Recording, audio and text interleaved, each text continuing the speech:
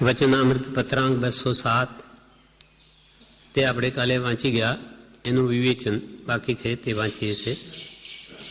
વચનામૃત વિવેચન પત્રાંક 207 બોધામૃત ભાગ 2 પાનું 47 શ્રીમદ રાજચંદ્ર આશ્રમગાસ આસોવદ 12 સંમત 2008. કૃપાલદેવે એમ લખેલું પ્રભુશ્રી ઉપર આ પત્ર છે કે કોઈ જાતની ક્રિયા જો કે ઉત્થાપમાં નહીં આવતી હોય તો પણ તેઓને લાગે છે તેનું કંઈ કારણ હોવું જોઈએ, જે કારણ ટાળવું એ કલ્યાણરૂપ છે. તેઓને એટલે જે સાધુઓ એમના બીજા સંપ્રદાયવાળા તો સ્થાનકવાસી પાસે આવે નહીં. સાધુઓ સ્થાનકવાસી જ મળે, કેમ કે સંપ્રદાયમાં એટલો વિરોધ છે કે સ્થાનકવાસના સાધુ જો એને મળવાનું રાખતા હોય તો મતભેદ ટળી જાય, પણ એમના ગુરુઓ એમ થવા દે જ નહીં, એમ કૃપાલદેવ પણ લખ્યું છે. એટલે આપણે બોલતી વખતે વિવેચનમાં એમ કે છે આપણે બોલતી વખતે સાવચેતી રાખવાની જરૂર છે. પ્રમાદી જીવો છે અને તેઓને કહીએ કે તમે ક્રિયા કરો છો તે બરાબર નથી, તથા શ્રાવકો આવતા હોય એમની પાસે, શ્રાવકોની વાત હશે, કેમ કે કોઈ જાતની ક્રિયાઓ નહીં આવતી હોય તો પણ તેઓને એટલે શ્રાવકોને એમ લાગે છે તેનું કંઈ કારણ હોવું જોઈએ, જે કારણ ટાળવું એ કલ્યાણરૂપ છે. એટલે એવો જીવોનો પ્રમાદી સ્વભાવ છે. અને એમાં વળી સાધુ કે ગુરુ એમ કહે કે તમે ક્રિયા કરો છો તે બરાબર નથી, તેથી તે પ્રમાદી જીવો હોવાથી ક્રિયા કરવાનું જ મૂકી દે. એટલે કે તમે કરો છો એ બરાબર નથી એમ ન કહેતા, તમે કરો છો એમાં આ પ્રમાણે કરવું જોઈએ તો શુદ્ધ ક્રિયા થાય. પરિણામે સતને પ્રાપ્ત કરાવનારી, પ્રારંભ સતની હેતુભૂત એવી તેમની રુચિને પ્રસન્નતા આપનારી વૈરાગ્ય કથાનો પ્રસંગોપાત તેમનાથી પરિચય કરવો તો તેમના સમાગમથી પણ કલ્યાણ જ વૃદ્ધિ પામશે અને પેલું કારણ પણ ટળશે.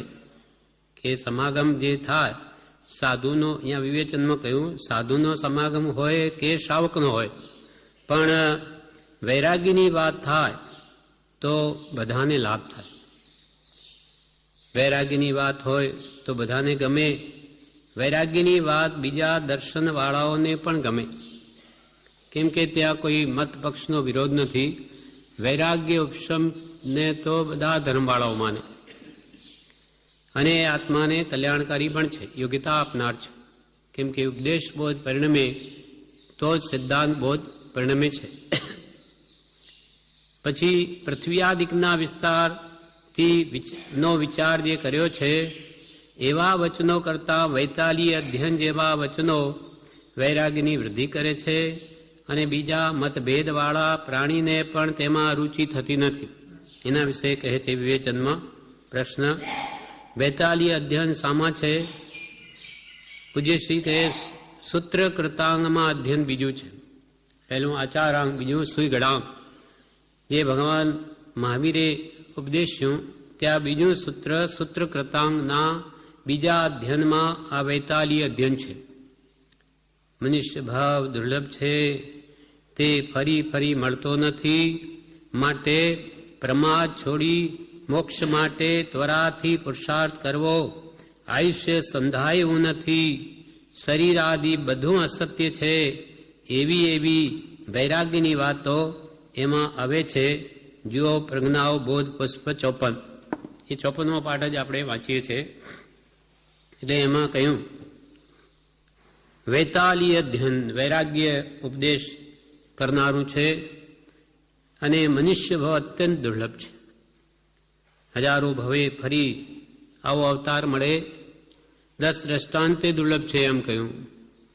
તે ફરી મળવો નથી, માટે પ્રમાદ છોડી મોક્ષ માટે ત્વરાથી પુરુષાર્થ કરો. ત્વરાથી, શીઘ્ર. શુભસ્ય શીઘ્રમ કેમ કહ્યું? કેમ કે આયુષ્ય કેટલું છે ખબર નથી.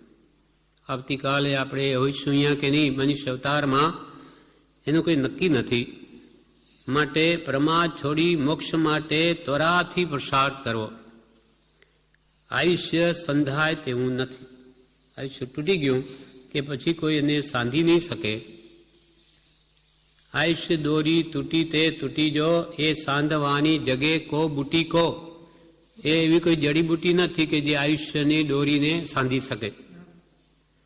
તે ફરી ફરી મળતો નથી. આયુષ્ય સંધાય એવું નથી. શરીર આદિ બધું અસત્ય છે, કેમ કે સંયોગિક પદાર્થ છે, સંયોગથી ઉત્પન્ન થયેલો છે, માટે એનો વિયોગ પણ નિશ્ચિત છે. એવી એવી વૈરાગની વાતો તે વૈતાલી અધ્યયનમાં આવે છે. તો કે તમારે એવી વાતો કરવી. બહુ પૃથ્વી આદિકાના વર્ણનમાં બહુ સમય નહીં કાઢવો, પણ વૈરાગ્ય ઉપશમ જીવોમાં કેમ વધે, આત્મજ્ઞાન પ્રાપ્તિની ભૂમિકા એટલે યોગ્યતા કેમ આવે, તેવું વ્યાખ્યાન કે ચર્ચા કરવી. હવે કે છે, કોઈ એક વખતે પ્રભુશ્રીજી ગ્રસ્તને સત્પુરુષ માને છે એવી પ્રસિદ્ધિ થઈ કે આ તો પ્રભુશ્રી તો આ લઘુરાજ સ્વામી તો એ ગ્રસ્તને ગુરુ માને છે એવી પ્રસિદ્ધિ થઈ. પછી એક મોટા સાધુ પ્રભુશ્રીને મળ્યા, ત્યારે પ્રભુશ્રીજીએ કૃપાળદેવના પત્રો તેમને બતાવ્યા. મોટા સાધુ મળ્યા. હા, એ ખબર નહીં, આમાં લખ્યું નથી. બ્રહ્મચારીજી એમ કે છે એમના ગુરુ મળ્યા, એમ નથી કહ્યું કે પ્રભુશ્રીજીએ ગ્રસ્તને સત્પુરુષ માને છે એવી પ્રસિદ્ધિ થઈ. વિવેચનમાં બ્રહ્મચારીજી વાત કર્યા. પછી એક મોટા સાધુ પ્રભુશ્રીને મળ્યા, ત્યારે પ્રભુશ્રીજીએ આ વાત થઈ કે તમે માનો છો ગ્રસ્તને? તો કે હું જેને માનું છું એના પત્રો છે, વાંચો. પત્રો વંચાવ્યા કૃપાલદેવના. તેમને વાંચતા લાગ્યું કે આ તો બહુ સારું છે, એ જ કરવાનું છે. એ તો કે જે કરવાનું છે એ જ આમાં વાત છે, બીજી કોઈ વાત નથી. આ લખનાર કોઈ જ્ઞાની છે એમ એમને પણ લાગ્યું. જેમ પ્રભુશ્રીજીને સૌથી પહેલાં અંબાલાલભાઈથી આ રંગ લાગ્યો, કૃપાલદેવને ઓળખાણ થઈ, તે વખતે પણ આ પાસરામાં અંબાલાલભાઈ, ત્રિભુવનભાઈ અને છોટાભાઈ ત્રણેય પત્ર વાંચતા હતા ઘોડામાં બેસી કૃપાલદેવના. અને પ્રભુશ્રીજી એક બાજુ બેઠા ભગવતી સૂત્ર વાંચે. ત્યારે એ લોકોને એમ કહ્યું, અંબાલાલભાઈ વગેરે, તમે ઉપર જાઓ. હરકજનજી મહારાજ વ્યાખ્યાન કરે છે એમના ગુરુ. તો કે ઉપર જાઓ, કાં અહીં આવીને બેસો, ત્યાં એકલા શું કરો છો ખૂણામાં? ત્યારે ત્રણેય જણા ઉપર ન જતા પ્રભુશ્રી પાસે આવીને બેઠા. તો કે ત્યાં શું કરતા હતા? તમે આ એક મહાપુરુષ છે નાની, હા, અંબાલાલભાઈ કહે કે એક જ્ઞાની પુરુષ છે મુંબઈમાં, એના અમે આ પત્રો વાંચતા હતા. એ પત્ર જેવા. તો કે લાવો અહીં શું છે? જોયું કે પ્રભુશ્રીને પણ લાગી, કહો આવી વાણી એ તો કોઈ દિવસ સાંભળીએ નહીં, કંઈ વાંચીએ નહીં, આ કોઈ મહાપુરુષ છે. ત્યારે અંબાલાલભાઈ કે અહીંયા આવવાના છે, તો કે અમને જરૂર ભેટો કરાવજો. એ પછી અપાસરામાં લઈ આવે. ત્યાં એમના વિશે હરકચંદજી મહારાજ પ્રભુશ્રીના ગુરુ એમને સાંભળેલું કે આ તો અવધાન કરે છે, એટલે કેટલાય કામો એક સાથે કરી શકે એવી શક્તિ છે એમાં. એટલે એમના ખૂબ આગ્રહથી કૃપાલદેવ અવધાન છોડી દીધેલા છતાં 8 અવધાન કરી બતાવ્યા. એટલે એમને લાગ્યું કે એવી શક્તિ, 8 કામ એક સાથે આપણાથી બે નહીં થાય. ખૂબ ચકિત થયા, પ્રશ્નો અધિક પૂછ્યા, શાસ્ત્રોના તેનું સમાધાન કર્યું. એટલે હરકચંદજીને પણ ખૂબ પ્રભાવિત થયા કે આવો પુરુષ. એટલે ઋષિ કે હું એમનાથી કંઈ વિશેષ અવધારું? તો કે ભલે. ગુરુની આજ્ઞા લઈને કૃપાલદેવને ઉપર આવવા કહ્યું મેળા ઉપર. અને એ પત્રોથી અથવા પૂર્વના સંસ્કારથી એવી ઓળખાણ થઈ ગઈ કે આ તો જ્ઞાની પુરુષ છે. સીધી જ પહેલી મુલાકાતે કૃપાલદેવના ચરણમાં સાષ્ટાંગ દંડવત નમસ્કાર કરે છે. એમ અહીંયા પણ કહ્યું કે એ બીજા સાધુને પણ કૃપાલદેવના પત્રો આપ્યા, પ્રભુશ્રીએ વાંચ્યા. તો કે આ તો એ જ કરવાનું છે, આ લખનાર કોઈ જ્ઞાની છે એમ એમને પણ લાગ્યું. ગૌતમ સ્વામી સર્વજ્ઞ જેવા કહેવાતા, પણ ભગવાન મળ્યા પહેલાં મનમાં તેમને એવો સંદેહ રહેતો કે આત્મા હશે કે નહીં. ભગવાન મળ્યા ત્યારે તો બધી શંકા ભગવાને એ જ વેદના ગ્રંથોથી જ ગૌતમ સ્વામીની શંકા નિવારી. જે વેદ, અથર્વવેદ, અજુર્વેદ, 4 વેદ છે, તેમાં તે વાંચતા ગૌતમ સ્વામીને આત્મા છે કે નહીં એવી શંકા થયેલી, અને તે જ વેદના વાક્યોથી ભગવાન મહાવીરે ગૌતમની શંકા નિવારી, અને મનના અનેક વાતો ભગવાન મહાવીરે કહી, એટલે એમને પણ લાગ્યું કે આ તો સર્વજ્ઞ છે, બધું જ જાણે. પુસ્તકો ભણવા સારા લાગે છે, પણ આ 5 ઇન્દ્રિયના વિષયો ઉપર મીંડું મૂકવું બહુ અઘરું છે. એથી છૂટવું અને સ્મરણમય થઈ જવું, હું કંઈ જાણતો નથી એ કરવાનું છે. અનાદિકાલથી જીવ કરી રહ્યો છે તે સ્વચ્છંદ છે. અનાદિથી 5 ઇન્દ્રિયના વિષયોમાં પ્રવર્તે છે તે બધો સ્વચ્છંદ છે. બ્રહ્મચારીજી વિવેચનમાં કહે આ પત્રના કે પુસ્તકો કે શાસ્ત્રો વાંચવા તો સારા લાગે જીવને, કે હું સમજ્યો, મને સમજાઈ ગયું, અથવા બીજાને કહીને રાજી થાય, પણ શાસ્ત્રનું ફળ જે આવવું જોઈએ વાંચનનું, વિષય કસાયની મંદતા કે ક્ષીણતા, પણ પુસ્તકો ભણવા સારા લાગે છે, પણ આ 5 ઇન્દ્રિયના વિષયો ઉપર મીંડું મૂકવું બહુ અઘરું લાગે છે. પ્રવર્તન અને ઝેરરૂપ લાગે છે. એટલે કોઈએ કહ્યું કે હેણી મિશ્રી ખાંડ હૈ પણ કરણી વિષકી વેલ. વાતો કરવી તો આપણને બહુ ગમે, સારી સારી વાતો કરીએ ભલે, અને મોટી મોટી દેહથી આત્મા ભિન્ન છે, એને કર્મ ક્યાં વળગે. હવે અનેક શાસ્ત્રમાં વાંચેલી જ્ઞાની પુરુષોની વાતો તો કોઈ પણ કરી શકે, પણ તે પ્રમાણે વિષય કસાય રાગદ્વેષને ઘટાડી કર્મોથી રહિત થવું એ અઘરું થઈ પડે છે. પણ એ કર્યા વગર છૂટકો પણ નથી. ખાલી જાણવાથી જીવનું કલ્યાણ નથી. જાણીને પછીનો ક્રમ આરાધનનો છે તે પ્રમાણે વર્તવાનો તો જ કલ્યાણ થાય. એટલે કે જીવને આવું જાણવું કે વાંચવું બધું સારું લાગે છે, પણ આ 5 ઇન્દ્રિયના વિષયો ઉપર મીંડું મૂકવું એ ગમતું નથી, અઘરું લાગે છે. એથી છૂટવું અને સ્મરણમય થઈ જવું. હવે આ વિષયોની વૃત્તિ બહિરાત્માવાળી મૂકી દઈ, અંતરાત્મ દ્રષ્ટિ કરીને સ્વરૂપને ભજવું. કે ભજ ગોવિંદમ ભજ ગોવિંદમ ભજ ગોવિંદમ મૂઢમતે મૃત્યુ સન્નિહિતેવા ન રક્ષતી ડુક્કરી કરણે. હે જીવ, હવે તો ગોવિંદને ભજ, કેમ કે મૃત્યુ નજીક છે. તે વખતે તને આ વ્યાકરણનો પ્રયોગ ડુક્કરીકરણ એ તને બચાવશે નહીં. એક પંડિત વૃદ્ધાવસ્થામાં સંસ્કૃતના આ બધી વ્યાકરણ શીખે, ત્યારે શંકરાચાર્ય, આદ્ય શંકરાચાર્ય, જેને મોહ મુદ્ગર લખ્યો, એ એમને કહે કે અરે ગોવિંદને ભજ, ગોવિંદને. હવે આ શું વ્યાકરણને રટવા બેઠો? હવે તો મૃત્યુ સન્નિહિતે, મરણ નજીક છે. ન રક્ષતી ડુક્કરીકરણે, આ વ્યાકરણનો ડુક્કરીકરણ પ્રયોગ તને હવે બચાવશે નહીં. સ્વરૂપને ભજ.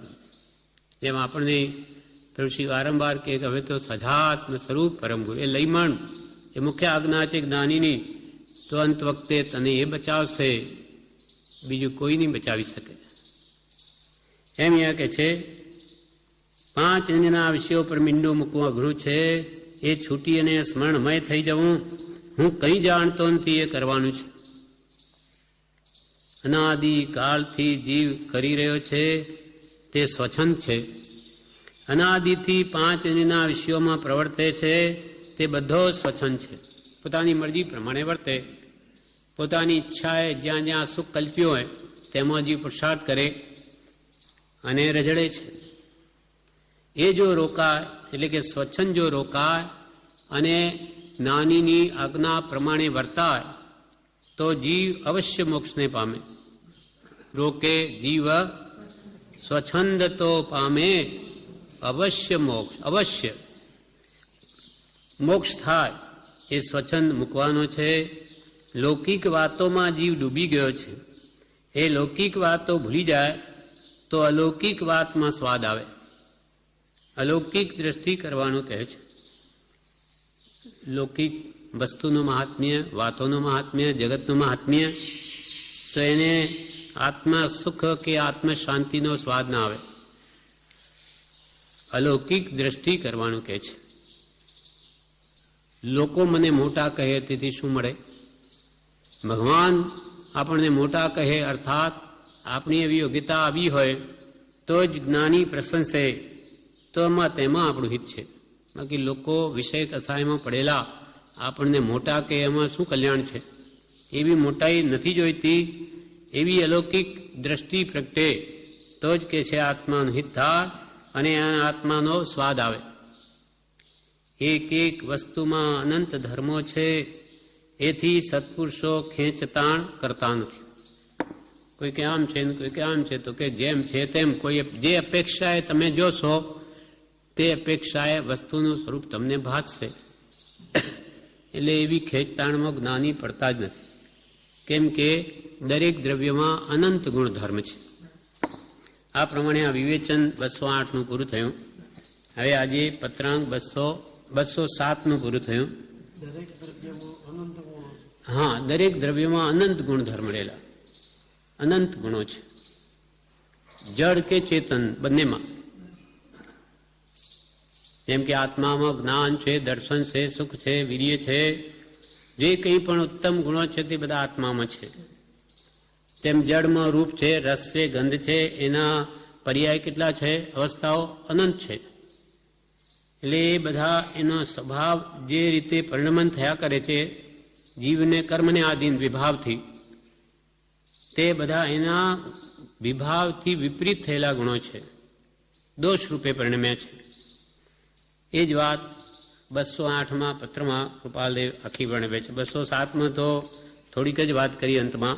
હવે